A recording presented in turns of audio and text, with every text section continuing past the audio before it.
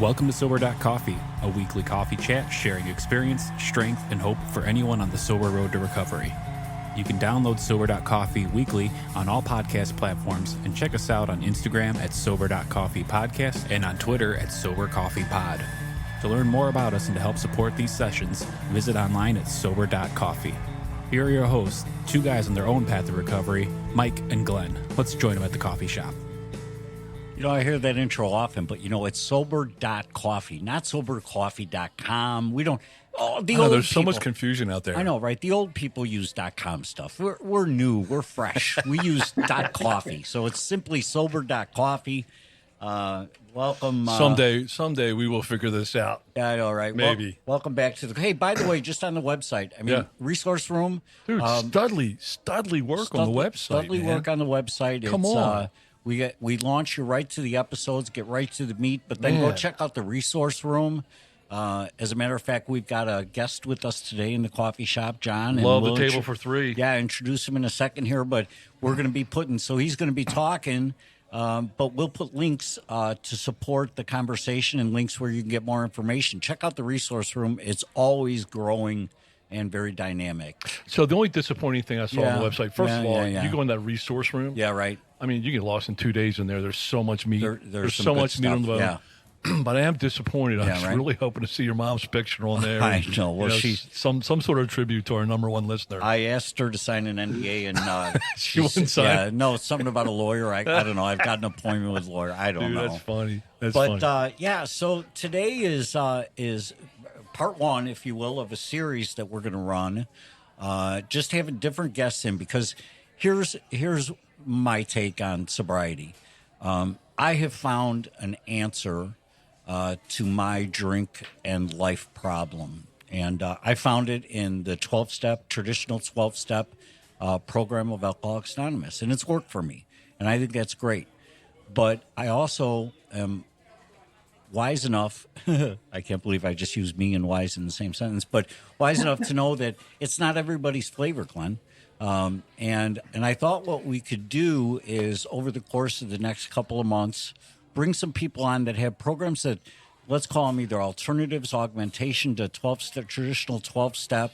And so our first guest is going to be a gentleman by the name of John, Johnny G, who's been part of a group organization called SOS. And, it's got deep roots in recovery. And yeah. So let me bounce in before we have John come on. So, we're super connected on social media, on Instagram and Twitter and whatnot. And, there always seems to be an argument, right? Or always seems to be territorial discussions over AA versus this versus that. And frankly, we are, and I'm with you. I came up through AA and I work AA every day, the 12 steps of AA. And I tried some other stuff and it didn't work. Mm-hmm. And it probably didn't work because I didn't surrender to them the same way I didn't surrender to AA. And I didn't like AA for 10 years, Yeah, good point. And finally when I surrendered, it started to work. So other things could have worked. Right. But, what we are is, and I love that we're doing this, what we are cheerleaders for sobriety. Right. I don't give a flying rip. Right. If somebody does... You almost used the F-bomb there. Did you see me pull back? Man, you pulled back. Did you see me pull back? That was restraint. I know. I'm doing better. But, I literally don't care. I won't let people mock my sober program. Right. Because you can't argue with the facts. That's right. But if somebody else has facts in some other program, man, I am applauding them. And I've seen some people recently on social media really get into heated discussions. Mm. And first of all, I'm like, why? Yeah, right. Just focus on being sober. Yeah, focus on and your being own a better game, person. Right. Yeah. So, I start and I don't get involved, right? Yeah. But John, great to have you. SOS. I am not familiar with SOS. Yeah, give us a little history. Give us a little what it's about, and extend out a little branch of hope for people who AA might not be their thing. Yeah, thanks for joining us. Well, first I want to say thank you guys. This is a rarity that we get to, any of us, whatever program or structure that we're using to get sober, that we get to get the word out to people. and the message of hope. And that's all we're doing here. And I really love the way you guys and respect the way you guys are not saying that there's some kind of corner to market on how that's done. So I'll tell you just a quick little bit about me, and I'll tell you a little bit about the history, or a lot about SOS. I started my first try at recovery when I was 19 years old. I wasn't even old enough to drink yet legally. Right. And so I didn't think I was an addict. I didn't think I was an alcoholic. It was just learning how I was able to run track and cross country, which I had a natural ability to do without much work. And it was the only place at that time in my life where I got accolades. So, but now these recreational fun things I was doing, a lot of pot smoking, a lot of LSD, some booze, they were getting in the way of that. And so I thought, I got to stop this stuff. My life's going nowhere. Went to my first treatment center, stayed sober for 2.5 years using the 12-step mode, and used that modality for easily 25 years, if not more.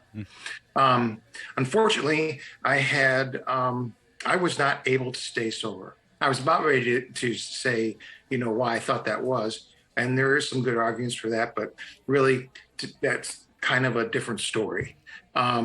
I just couldn't stay sober. And it led me to go through more than 23 treatment centers, 4 outpatient treatments other than. Wait. Is that 20-some inpatient treatment centers? That's right. Wait, hold on. Glenn's going to one up you. Hold on. No. What? No. Yeah, go for it. No. I haven't been I've been in 4 full. I've been in more detoxes, but okay. No, I mean, that's amazing. Yeah. I mean, just think of how much of your life, right? Yeah, They're right. all 2, 3, 4 weeks, right? Right. Oh yeah. It was my whole life from 19 on, I'm 61 now, has been about trying to get some kind of comfort and peace in my life. Oh man. Really, even before 19, it's just that when I first tried drugs and alcohol, first got that first euphoria, that's when I found out, my life up to this point was horribly stressful and tragically bad. So before I ever got euphoria, I figured that's just the way life was. Mm-hmm. And I know I did all I could do was to survive. Then when I got high the first time, I was like, oh my God, thank God. It was my solution. It was my peace of mind. And for the first 3 years, it was fun and games. And but until, like I told you, it was ruining the very thing that was helping me get some peace of mind. Mm-hmm. And 23 treatment centers, inpatient, a couple of outpatient treatment centers. I went from smoking a lot of pot and doing a lot of LSD, a little bit of drinking to, of course, fast forward a few years, getting hooked on crack cocaine. Oh my God, what escalator down big time.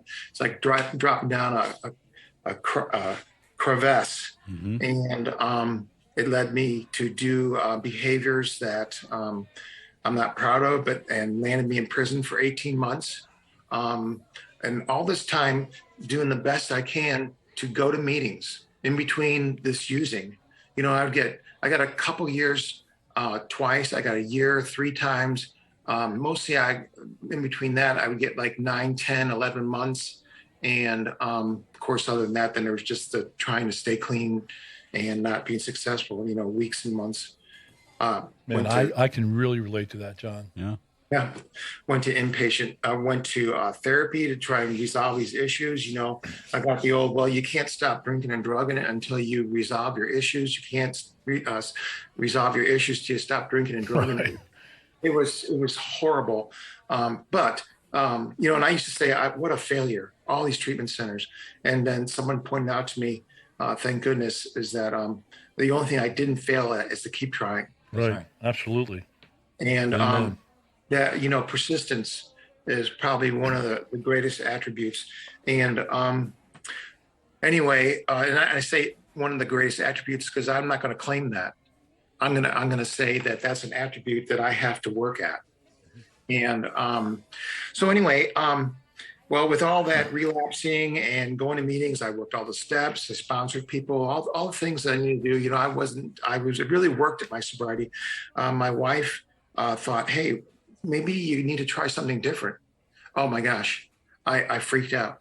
I thought, what are you trying to tell me? That you're trying to tell me do my way? You know, I was really very, very worried about that. Mm-hmm. Well, so she did some researching, and I said, you know, along those few months, I was like, sure, yeah, I'll look. And I didn't. I couldn't bring myself to do that. I thought I was cheating out on my 12-step friends, and I had a lot of great friends in 12 steps. I still do. And anyway, I looked at SOS, and for the first time, and I've read the big book a lot. For the first time, reading some type of recovery information, I was like, oh my gosh. I asked that question in the meeting, and they told me to take the cotton out of my ears and put it in my mouth. I've heard that line. Yeah. Yeah.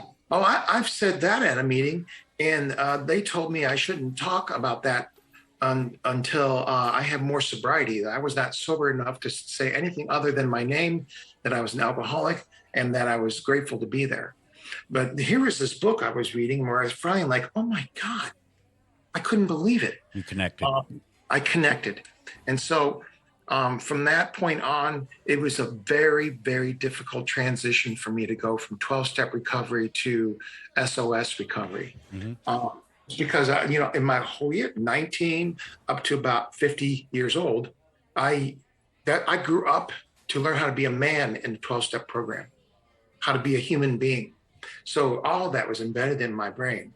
And anyway, so SOS. Yeah. What does SOS stand for? Secular Organizations for Sobriety. Okay. So I do this little breakdown, and this is my own interpretation of this. Is secular it's just non-religious. It means that the recovery system, or whatever recovery that's offered, does not have to be anchored by any kind of spirituality or religion. But SOS is not against it, and welcomes any type of path to recovery. That's amazing that, you know, people can sit in a meeting and talk about God. They can talk about any kind of God. They can talk about being atheist, agnostic, or none of those things. Just talk about other things that have to do with recovery, and it's completely acceptable. So, you know, one of the issues I've had with, so that was secular, non-religious, but not against religion. Mm-hmm. Organizations, the way I look at it, because I was reading this book and it's like, oh my gosh, this is fantastic. Okay, I got to flip through and find the program, you know, the how it works chapter. Tell me how to do this. Right. And I kept flipping through because, see, my mind was connected to measuring everything off of the 12-step program. Right. That's all I knew. And so no program. Where the hell is the program? This is just willy-nilly bullcrap. How am I supposed to stay sober? And so that kind of threw me for a loop. But as I stayed with this SOS, and also I was going to AA meetings, but working SOS style of recovery. And I realized that organizations for me means any and all resources that a person needs in order to gain and retain sobriety. So that was really neat for me to learn. And I was able to, SOS has allowed me to really take a journey that for me is much more broad. John, you referenced a book. Is there a book that is tied to SOS? Yeah. James Christopher, that's the founder. I'm kind of paging through here to find all the titles of books. He wrote 4 different books. One's called How to Stay Sober, Recovery Without Religion. That was written in 1988. And all these books can be found on Amazon. Then the next book he wrote in 1989 is called Unhooked, Staying Sober and Drug-Free. The next one is SOS Sobriety, the proven alternative to 12-step programs. That was written in 1992. And then in 1999, he wrote a book called Escape from Nicotine Country, How to Stop Smoking Painlessly. I ought to order that one. Yeah. It's my bad. I'll tell you, cigarettes are a tough thing. Oh, it's a tough thing. Yeah. So then now, so we know organizations, at least from my sort of definition, is any and all resources that a person needs in order to gain and retain sobriety. Now, the last part, sobriety, secular organizations for sobriety. Sobriety is measured by only one thing. Are you abstinent? If you are, you're sober. If you're not abstinent, you're not sober. Now, that was really different for me because in the 12, and I when I talk about 12-step programs, I'm not saying one's right or one's wrong, but this is what I had to measure off of. I thought, oh, well, yes, one can be dry and free and clean of all chemicals, but they can also be a dry drunk if they don't work this program. Totally miserable. Yeah. Right. I've done that. Right. So in the book of Alcoholics Anonymous, it says that sobriety is brought about through a personality change, sufficient to bring about sobriety. It's almost a quote out of the book.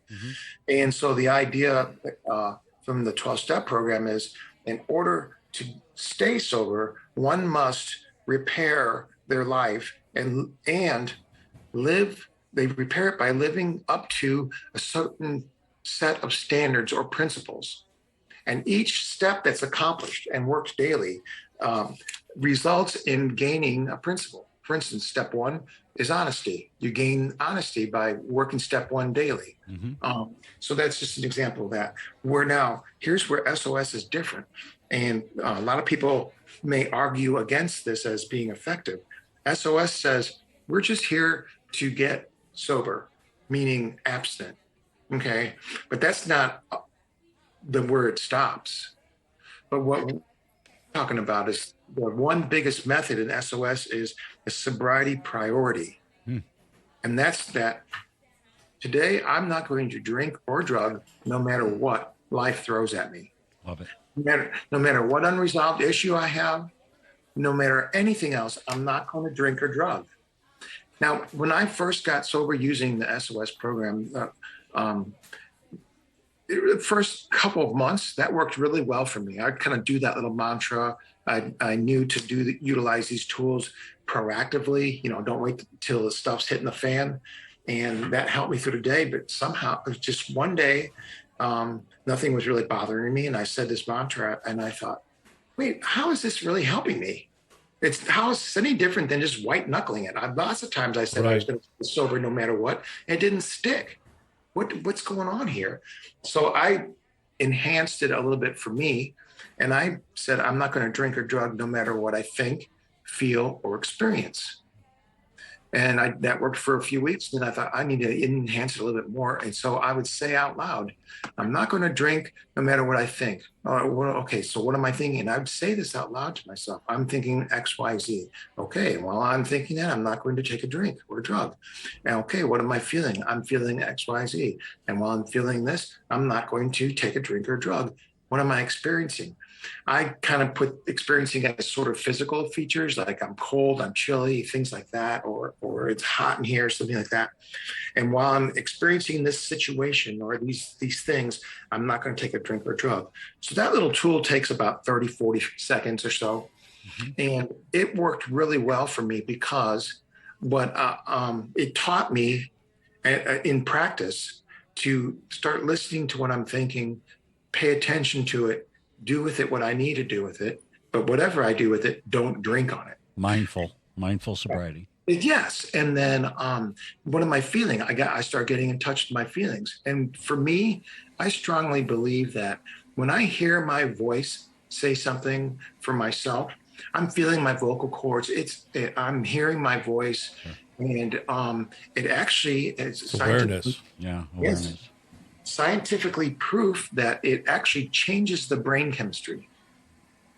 So where many of us know in recovery that as addiction is so powerful, and one of the powerful ways that it is that it changes the brain chemistry. It hijacks the brain. And so survival must include the usage of chemicals at all costs. Now, sobriety, if we change that around, say sobriety must take place at all costs. Okay. That's right. It's your priority. Right. Now, that may sound very extreme, But what we end up doing, of course, is like most people do, is we find balance in that. Right. Nobody John, wants. Yeah. So here's the problem. The problem is, I'm trying to cram what a solution is to you into 20 minutes, right? And I can see right now we're not going to do it justice, right? Because everything I heard from you is so consistent with my mindset and my approach. And so I guess what I'm asking is, Sure. what is SOS offering that people, and I'm just going to say it, that maybe they're turned off by the spirituality of Alcoholics Anonymous. Many people are. So what is SOS offering those people as an alternative if this just isn't their gig? Or more specifically, Yes. John, what is SOS doing for you? How is it fulfilling your need and in life today? And what does your life look like today using the SOS program? Right. Yeah. Great point. Thank you. Okay, great questions. So SOS, what it offers people, whether they're disenchanted with another program, is it offers them a very safe environment.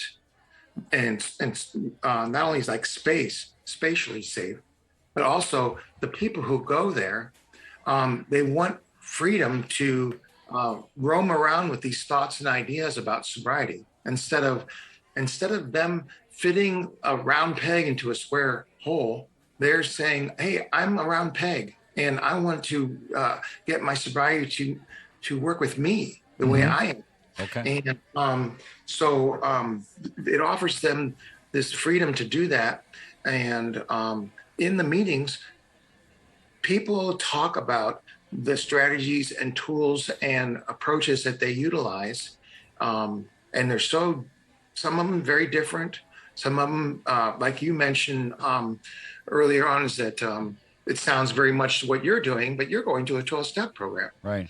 So the ideas are maybe very similar or maybe the same, but different words are used. Right. So, there's not one speck of social pressure at all to use certain words. Awesome. Where are these meetings international? I mean, where do you Yes. find these meetings? Do you have like a little meeting finder app or something like that? Or Sure do. Our website is SOSsobriety.org. okay, great. And And when the person goes to that, they press find a meeting, and there's a small incomplete list of meetings. So That is go awesome. ahead. We have meetings in Belgium. There's like 25 meetings in Belgium. There's enough meetings worldwide, and it is worldwide, that people can go to 1-2 meetings a day. There are not as many meetings as 12-step program. The age of Zoom has been great for that. yeah, right. Totally transforming. And look at us. I mean, we're all sitting here on a podcast. I mean, I don't know Yeah. that we would have done that pre-pandemic. Exactly. Totally. Yeah. We So did. this is really good, and we're going to put the links up on our website for this. What to Glenn's point, tell me, invite somebody into SOS based on what you found there as a place for recovery. So invite somebody in who might be looking for an alternative to a 12-step program.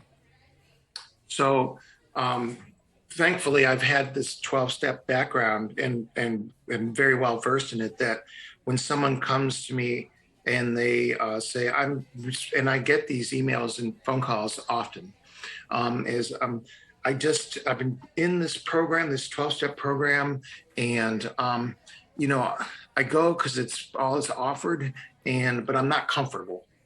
I'm not comfortable with step 5. I'm not going to tell my stuff to somebody else. And then I say, okay, that's cool. In SOS, we don't have steps, but if a person chooses to use steps or even a complete full other program, they could still come to our meeting and talk about whatever methods they use. So you're not exclusive. You're inclusive.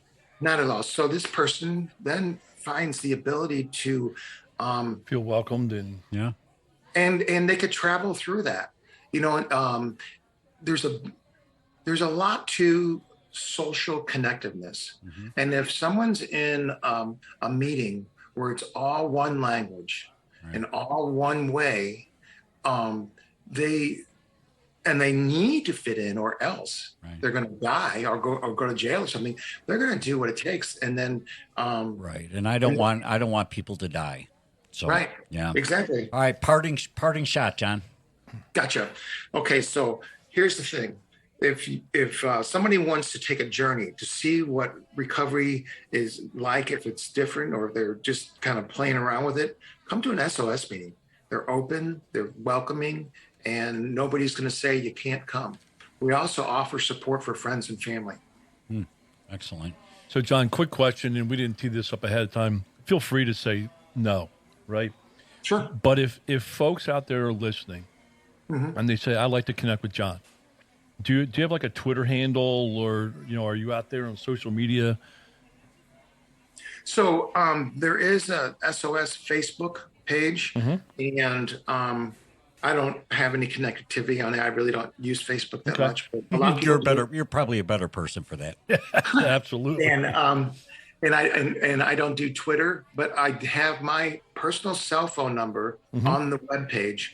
And then also when someone, and I work full time as a chef, so during the day, they'll go to message and I return the calls rigorously within 48 hours. Wow.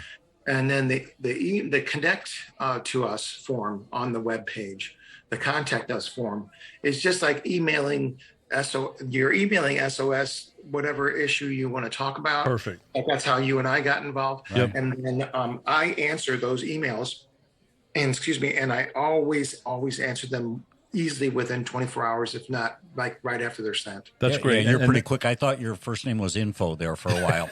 That's awesome. That's funny. That's good. So it's SOS.Sobriety.org.